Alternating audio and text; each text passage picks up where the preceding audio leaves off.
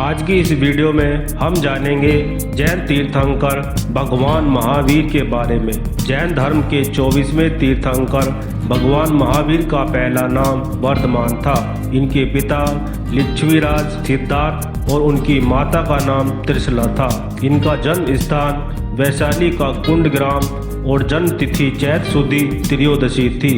जिन महापुरुषों की जीवन तिथि संसार के लिए पर्व और जिनका जन्म स्थान तीर्थ के समान पवित्र माना जाता है, निसंदेह ही उनका निर्विकार आचरण में कुछ महान गुण होते हैं। उन गुणों में लोक मंगल का गुण सबसे महान होता है। यूँ तो संसार में योगी महात्माओं की कभी कमी नहीं रही है, किंतु संसार उन सभी को कभी याद नहीं करता। संसार उन्हीं को याद किया करता है और नाम लिया करता है जो उसके हित के लिए कुछ करके जाते हैं। श्री महावीर महात्मा थे, परमार्थी थे, जिन थे, किंतु उनका यह सब कुछ संसार के कल्याण के लिए ही था। यदि वे चाहते तो अन्य योगियों की तरह किसी गुफा कंदरा में चले जाते और आत्म लाभ प्राप्त करके रिद्धि सिद्धि अथवा निर्वाण प्राप्त कर सकते थे, किंतु वे हजार कष्ट सहकर भी संसार में ही रहे, उसी के कल्याण के लिए कार्य करते रहे।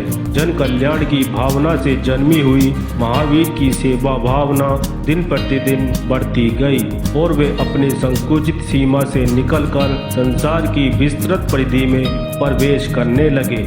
जो जो उनका यह विकास बढ़ता गया, वे व्यक्तिगत महत्वाकांक्षाओं से विरक्त ही नहीं, प्राणी मात्र के लिए व्याकुल होते गए।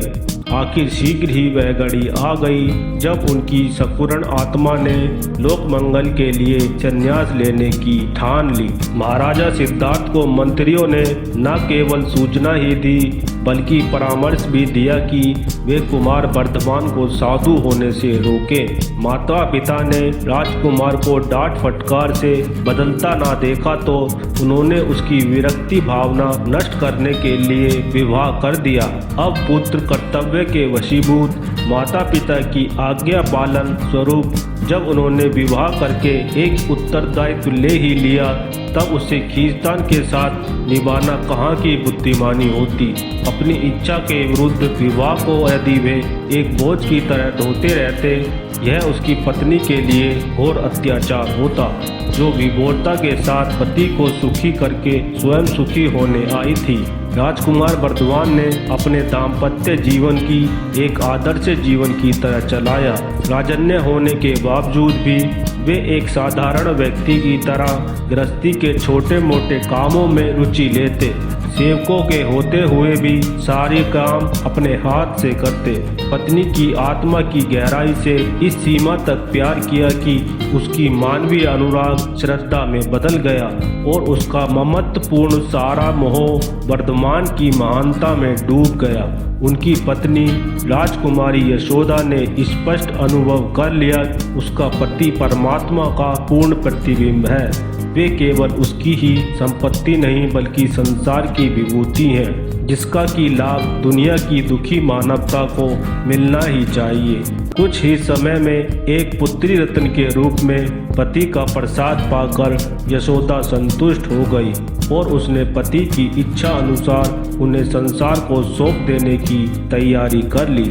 इसमें संदेह नहीं कि किसी सच्ची लगन के लिए वैराग्य के मार्ग में विवाह एक विशेष बंधन है, किंतु अंतर आत्मा से मोह विरक्ति हो चुका हो उसे संसार का कौन सा प्रलोभन ध्येय मार्ग से विचलित कर सकता है। वर्धमान ने गृहस्थी की अनासक्ति भाव से भोगा और पत्नी को इतना अधिक प्रेम किया कि कोई दूसरा सारे जीवन में भी नहीं कर पाता। वर्धमान ने अपने सरल स्वभाव तथा सादा जीवन से जनसाधारण के सम्मुख सामान्य जीवन का एक आदर्श उपस्थित कर दिया। अपनी बुद्धिमत्ता पूर्ण व्यवहार से वर्धमान ने पत्नी को भी परोपकार के लिए हर त्याग करने के लिए तैयार कर लिया, किंतु माता पिता का मोह कम कर सकने का कोई उपाय नहीं था। पत्नी पर तो उनका अधिकार था और उसका कर्तव्य था कि वह पति के महान भावनाओं के अनुरूप अपने को ढाले, और उसने वैसा ही किया। किंतु माता पिता तो उस परिधि में आते न थे। माता पिता का अधिकार स्वयं वर्तमान पर था। वह नहीं चाहते थे कि उनका शोक समाहित कर संन्यास ले लिया जाए। कारुणिक हृदय होने के कारण वे माता पिता के महत्व के मूल्य को समझते थे। समय आया और जो माता पिता अपने को छोड़कर वर्तमान को परमार्थ पथ पर नहीं जाने देना चाहते थे, वही एक दिन स्वयं उसे छोड़कर चले गए। माता पिता के दिवंगत होने के समय वर्तमान की आयु 18 वर्ष की थी, किंतु फिर भी वे संन्यास लेकर घर से चल देने को तैयार हो गए। माता पिता की आकस्मिक मृत्यु ने उन्हें यह विचार प्रबल कर दिया कि किसी भी शुभ कार्य में देर नहीं करनी चाहिए, क्योंकि इस क्षणभंगुर शरीर का कोई ठिकाना नहीं है। यह किसी भी समय धोखा दे सकता है। वर्धमान को घर से जाते देखकर उनके बड़े भाई नंदीवर्धन ने उन्हें रोककर कहा, वर्धमान, अभी तो माता पिता के बिछुड़ने की घड़ी पुरानी भी नहीं पड़ी है, उसका घाव बिल्कुल ताजा है और अब तुम मुझे छोड़कर जा रहे हो। क्या मेरा दुर्भाग्य इतना क्रूर और कठोर है? परिवार को अपने विछोह का आघात सहन कर लेने के योग्य हो लेने दो, तब जाना। इसके लिए मैं तुमसे 2 साल की अवधि मांगता हूँ। वर्तमान के बढ़ते हुए कदम रुक गए। माता पिता की भांति ही आदरणीय अपने भाई का हृदय तोड़ना भी उनको उचित न समझा। वर्धमान ने इस 2 वर्ष की अवधि को भी अपनी आगामी जीवन के अभ्यास में ही लगाया। वे घर पर रुक तो गए, किंतु पूर्ण साधु की भांति ही। इधर नंदीवर्धन ने उनके भाग की जो लाखों रुपए की संपत्ति थी, वह उन्होंने स्नेहियों, सेवकों तथा दीन दुखियों को बांट दी। नंदीवर्धन की जरा सी भी इच्छा नहीं थी कि वह संन्यास लेते हुए अपने छोटे भाई का दायां भाग दबा ले। वास्तव में वह कितने अभागी होते हैं जो अवसर का लाभ उठाकर अपने भाइयों का अधिकार छीन लेते हैं। यदि नंदीवर्धन उनका भाग ना भी देते तो भी उन्हें कोई शिकायत ना होती। जो सारा घर बार छोड़कर संन्यास ले रहा हो, उसकी संपत्ति से क्या काम। फिर भी नंदीवर्धन ने आग्रह पूर्वक उनका भाग उन्हें ही दे दिया और उसका वितरण होता देख उन्हें हर्ष और संतोष भी होता। 2 वर्ष बीत गए और वर्धमान ने महावीर होकर अपना रास्ता चुन लिया। उन्होंने अपने केस तथा श्रमों अपने हाथों से उखाड़ फेंके। एक कौपीन के अतिरिक्त सारे वस्त्र त्याग दिए।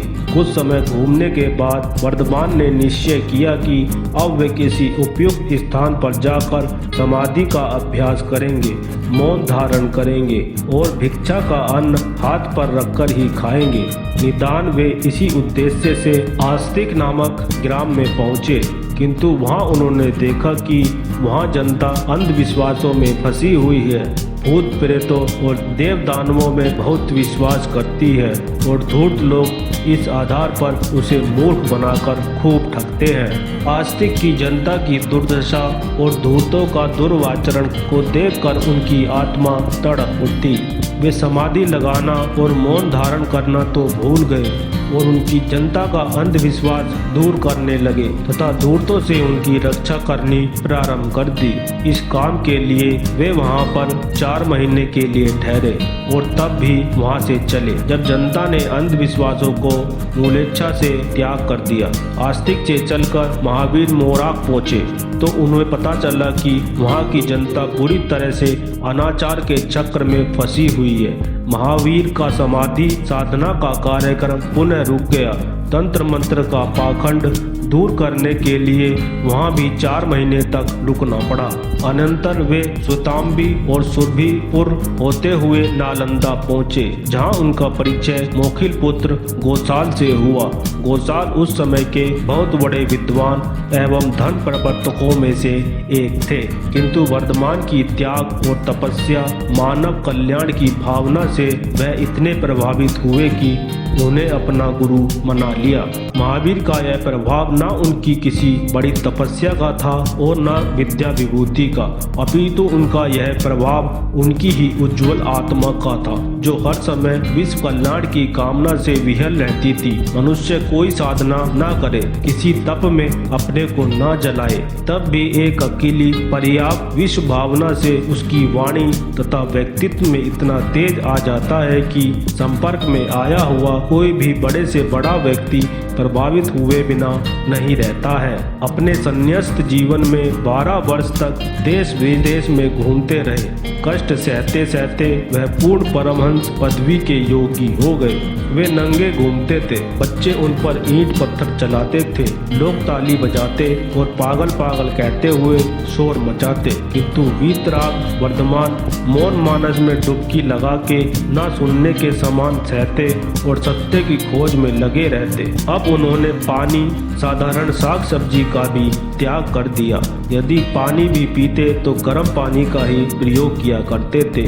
उन्होंने शरीर की सारी यातनाएं मिटा डालने के लिए सुख की नींद, सोना, जाड़ा, गर्मी और बरसात से बचना छोड़ दिया। वे जाड़ों में खुले मैदानों में और गर्मियों में लुहारों आदि की दुकानों पर पड़े रहते। 12 वर्ष तक निद्रा का त्याग करके वे पूर्ण जिन हो गए थे और संसार के सारे दुख सुखों से परे हो गए थे। शरीर साधना में सिद्ध होकर महावीर राजगिरी, मुंगेर, वसाड़, बनारस, अयोध्या आदि प्रदेशों का भ्रमण करते हुए राढ़ पहुँचे, जहां उन्होंने सबसे अधिक कष्ट उठाने पड़े।